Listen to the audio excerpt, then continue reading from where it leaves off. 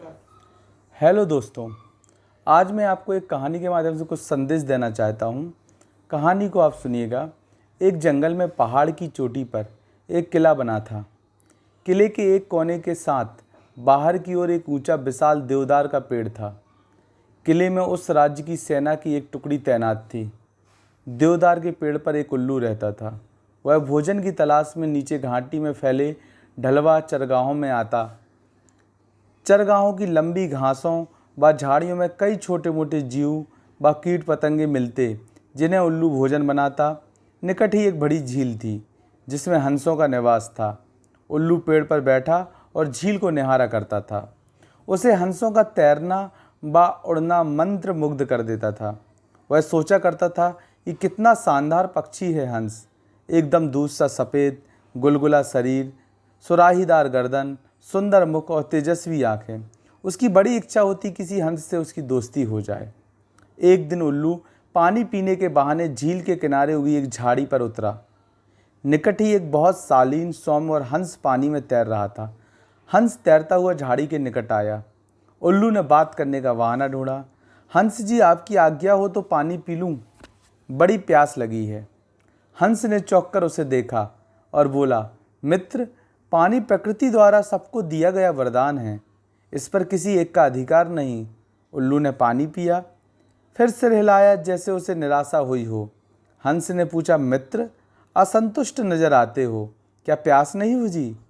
उल्लू ने कहा, हे हंस, पानी की प्यास तो बुझ गई, पर आपकी बातों से मुझे ऐसा लगा कि आप नीति व ज्ञान के सागर हैं। मुझ में उसकी प्यास जग गई, वह कैसे बुझेगी?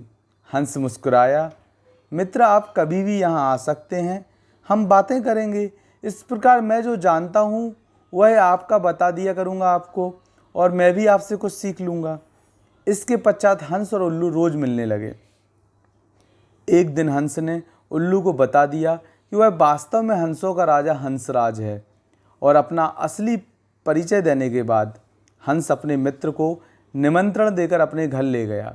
शाही ठाठ थे, खाने के लिए कमल व नरगिस के फूलों के व्यंजन परोसे गए, और जाने क्या क्या दुर्लभ खाद्य थे। उल्लू को पता ही नहीं लगा। बाद में सौंफ इलायची की जगह मोती पेश किए गए। उल्लू दंग रह गया।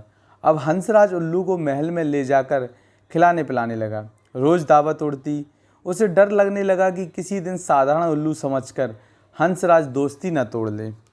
इसलिए स्वयं को हंसराज की बराबरी का बनाए रखने के लिए उसने झूठ मूठ कह दिया कि वह उल्लुओं का राजा उल्लूक राज है। झूठ कहने के बाद उल्लू को लगा कि उसका भी फर्ज बनता कि हंसराज को अपने घर बुलाए। एक दिन उल्लू ने दुर्ग के भीतर होने वाली गतिविधियों को गौर से देखा और उसके दिमाग में एक युक्ति आई। उसने दुर्ग की बातों को खूब ध्यान से समझा, सैनिकों के कार्यक्रम नोट किए। फिर वह चला गया हंस के पास। जब वह झील पर पहुंचा तब हंसराज कुछ हंसनियों के साथ जल में तैर रहा था। उल्लू को देखते हुए हंस बोला, मित्र, आप इस समय? उल्लू ने उत्तर दिया, हाँ मित्र, मैं आपको आज अपना घर दिखाने व अपना मेहमान बनाने के लिए ले जाने आया हूँ। मैं कई बार आपका मेहमान बना हूँ, मुझे भी सेवा का मौका दो। हंस ने टालना चाहा, मित्र, इतनी जल्दी क्या है, फिर कभी चलेंगे। उल्लू ने कहा, आज आपको लिए बिना नहीं जाऊंगा। हंसराज को उल्लू के साथ जाना ही पड़ा। पहाड़ की चोटी पर बने किले की ओर इशारा कर उल्लू उड़ते हुए बोला, वह मेरा किला है। हंस बड़ा प्रभावित हुआ। वे दोनों उस उल्लू के आवास पर वाले पेड़ पे उतरे तो किलों के सैनिकों की परेड शुरू होने वाली थी। दो सैनिक बुर्ज पर बिगुल बजाने लगे। उल्लू दुर्ग के सैनिकों के रिच के कार्यक्रम को याद कर चुका था, इसलिए ठीक समय पर हंसराज को ले आया था। उल्लू बोला, देखो मित्र, आपके स्वागत में मेरे सैनिक बिगुल बजा रहे हैं। उसके बाद मेरी सेना परेड और सलामी देकर आपको सम्मानित करेगी। नित्य की तरह परेड हुई और झंडे को सलामी दी गई।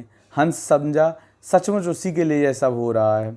अतः हंस ने गदगद होकर कहा, धन्य हो मित्र, आप तो एक सूरवीर राजा की भांति ही राज कर रहे हो।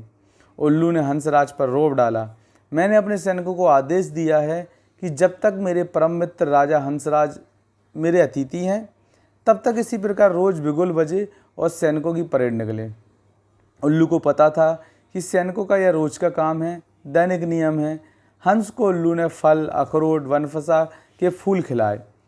उनको वह पहले ही जमा कर चुका था। भोजन का महत्व नहीं रह गया। सैनिकों की परेड का जादू अपना काम कर चुका था। हंसराज के दिल में उल्लू मित्र के लिए बहुत सम्मान पैदा हो चुका था। उधर सैनिक टुकड़ी भी वहां से कूच करने के आदेश मिल चुके थे। दूसरे दिन सैनिक अपना सामान समेटकर जाने लगे तो हंस ने कहा, मित्र देखो, आपके सैनिक आपकी आज्ञा लिए बिना ही कहीं जा रहे हैं। उल्लू हड़बड़ाकर बोला, किसी ने उन्हें गलत आदेश दे दिया होगा, मैं अभी रोकता हूँ उन्हें। ऐसा कहकर वह हूँ करने लगा, आवाज़ करने लगा।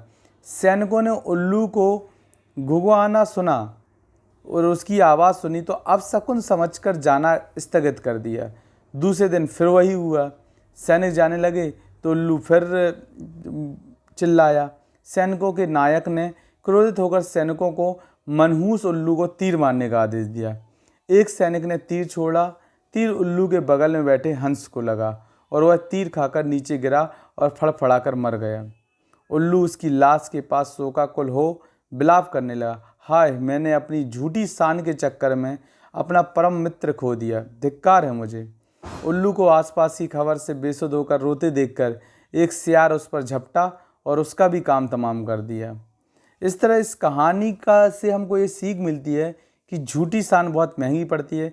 कभी भी झूठी शान के चक्कर में मत पड़ो। नमस्कार।